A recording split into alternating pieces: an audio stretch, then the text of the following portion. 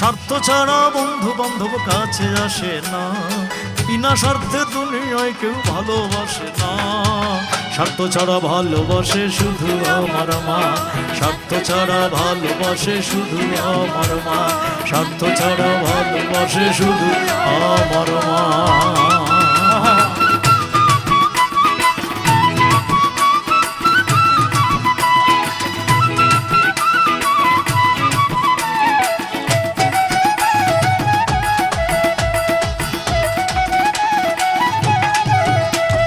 কাদা আর খড়কুটা দিয়ে মাটির মূর্তি গড়ে,